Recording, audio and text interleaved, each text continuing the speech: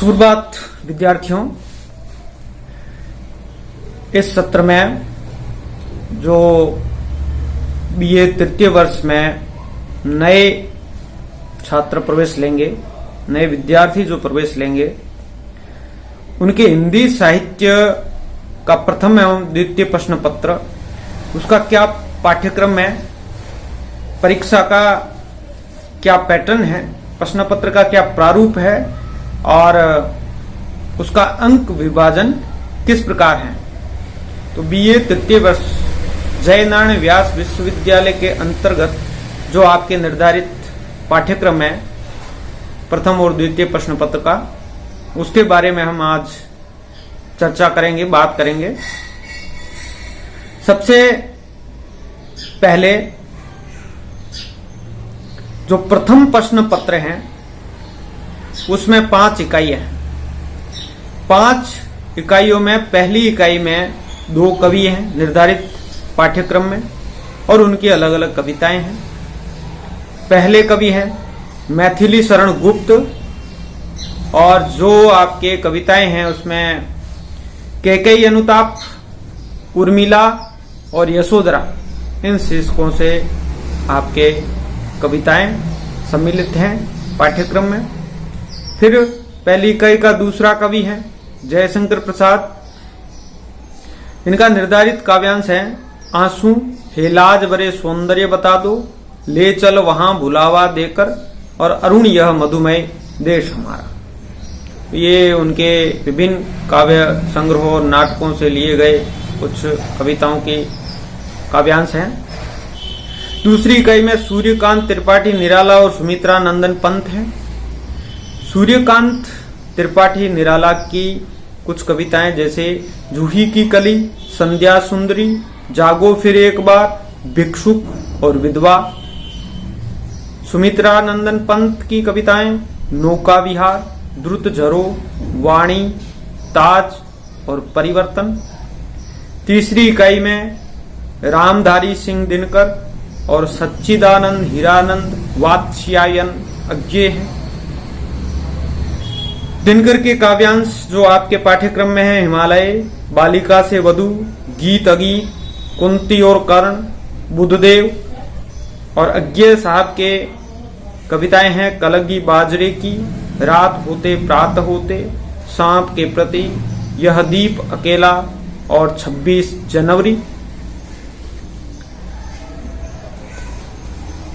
3 इकाइयों में ये 6 कवि हैं। उसके बाद चौथी और 5वीं इकाई में 3-3 द्रुत पाठ हेतु निर्धारित कवि हैं, जिसकी कोई कविताएं आपके पाठ्यक्रम में सम्मिलित नहीं हैं, लेकिन इनका परिचय, सामान्य परिचय या इनका व्यक्तित्व और कृतित्व के बारे में आपको और इनके कृतित्व की विशेष विशेषताओं के बारे में, इनके काव्य की विशेषताओं के बारे में, काव्य सौंदर्य के बारे में आपको पढ़ना होता है। तो इसमें चौथे इकाई में अयोध्या सिंह उपाध्याय हरिओट, महादेवी वर्मा और माखनलाल चतुर्वेदी सम्मिलित हैं। 5वीं इकाई में केदारनाथ अग्रवाल, हरिवंश राय बच्चन, धर्मवीर भारती। तो इस प्रकार आपके बीए तृतीय वर्ष में जयनारायण व्यास विश्वविद्यालय के पाठ्यक्रम में हिंदी साहित्य का ये प्रथम प्रश्न पत्र है। और ये अर्वाचीन का हिंदी काव्य नाम से प्रथम प्रश्न पत्र सम्मिलित है। इसकी एक किताब भी आती है, अलग से बुक प्रकाशित है जिसमें कई कवि हैं, उसमें आपको ये 6 कवि मिल जाएंगे। और उस पुस्तक का नाम है आधुनिक काव्य संग्रह और उसके प्रस्तुत करता है केंद्रीय हिंदी संस्थान आगरा। उसमें ये आपको सभी कविताएं इन 6 कवियों की मिल जाएगी।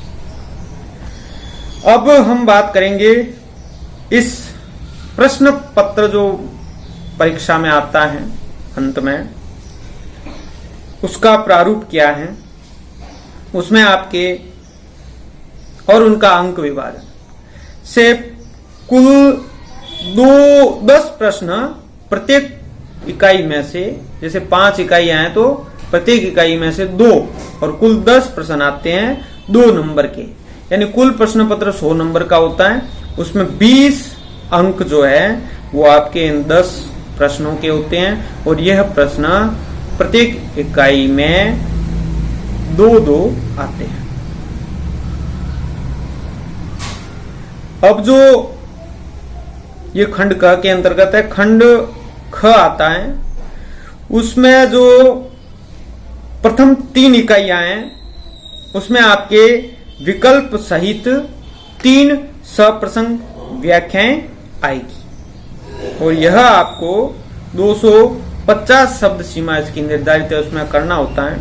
जैसे छोटे वाले क्वेश्चन जो 2-2 अंक के हैं वो तो केवल 20 शब्द के ही हैं, आपको एक पंक्ति में ही करने हैं उसका उत्तर, लेकिन यहाँ 250 शब्द निर्धारित हैं। और यह जो है वो आपके 3 प्रश्न ये आ जाएंगे विकल्प सहित, पहली, दूसरी, तीसरी इकाई में, और चौथी और 5वीं इकाई में जो आएगा वो टिप्पणी परक प्रश्न आएगा, वो भी आपके विकल्प सहित आएंगे। जो चौथी और 5वीं में जो 3 कवि है उनके जीवन और व्यक्तित्व कृतित्व के बारे में आपको पढ़ना, उसमें से प्रश्न आएंगे, उसके उत्तर लिखने हैं। और प्रथम 3 इकाइयों में सप्रसंग व्याख्या आएगी और यह आपके 5 क्वेश्चन कुल 35 अंक के होंगे, यानी प्रत्येक प्रश्न 7 अंक का निर्धारित है। अब अंतिम इकाई, अंतिम खंड है जो प्रश्न पत्र का, उसमें इकाई 1, 2, 3 यानी प्रथम 3 इकाइयों में 5 आलोचनात्मक प्रश्न पूछे जाएंगे, जिनमें से आपको किसी 3 के उत्तर देने हैं और यह प्रत्येक प्रश्न 15 अंक का होगा, यानी 45 अंक ये हो जाएंगे, 35 वो हो जाएंगे, 80 और 20 वो हो जाएंगे, यानी 100 अंक का ये आपका प्रथम प्रश्न पत्र जो JNVU के पाठ्यक्रम में निर्धारित हैं। BA तृतीय वर्ष के अंतर्गत हिंदी साहित्य का प्रथम प्रश्न पत्र। और दूसरा प्रश्न पत्र, उसके बारे में भी हम आज बात कर लेते हैं। नए जो बालिकाएं छात्राएं आ रही हैं BA तृतीय वर्ष में, उनके लिए देखते हैं। इसमें जो द्वितीय प्रश्न पत्र है वो है काव्यांग विवेचन एवं हिंदी गद्य विधाओं का स्वरूप। ये पूरा छंद, अलंकार, रस, काव्य लक्षण, काव्य हेतु, काव्य प्रयोजन इस पर आधारित है।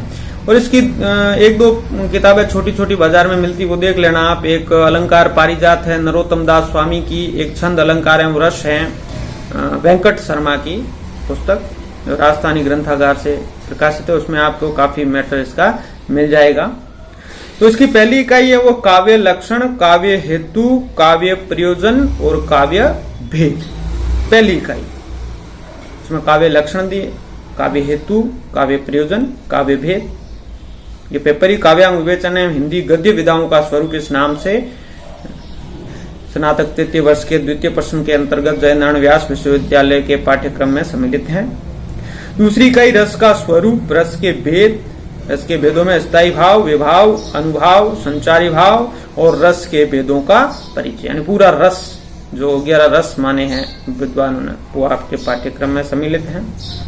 तीसरी इकाई में अलंकार, सामान्य परिचय अलंकार का, और 12 अलंकार जो निर्धारित हैं पाठ्यक्रम में, उनके अलग अलग नाम हैं, वो आपके पाठ्यक्रम में शामिल हैं। उनके लक्षण और उदाहरण आपको अच्छी तरीके से पढ़ने हैं।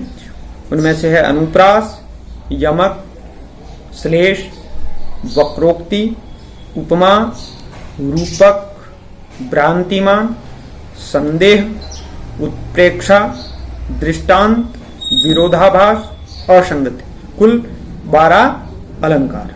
और तीसरी इकाई में छंद भी है, वो भी 12 है। पहले छंद का सामान्य परिचय, उसके बाद जो निर्धारित छंद है उसके लक्षण हैं, उदाहरण। और उन छंदों में है दोहा, सोरठा, चौपाई, रोला, इंद वज्रा, मंदा क्रांता, उपेंद्र वज्रा, मदिरा सबैया, मतगयंद सबैया, दुर्मिल सबैया, मनहरण और देव घनाक्षरी छंद। चौथी इकाई में काव्य गुण और काव्य दोष और शब्द शक्तियां सम्मिलित है। काव्य गुण, शब्द शक्तियां और निर्धारित 11 काव्य दोष, उसमें है श्रुति कटुत्व, च्युत संस्कृति, ग्रामत्व, अश्लीलत्व, अप्रतित्व, क्लिष्टत्व, न्यून पदत्व, अधिक पदत्व, पुनरुक्तत्व, अक्रमत्व, दुष्क्रमत्व। इस प्रकार यह चौथी इकाई आपके पाठ्यक्रम में सम्मिलित है।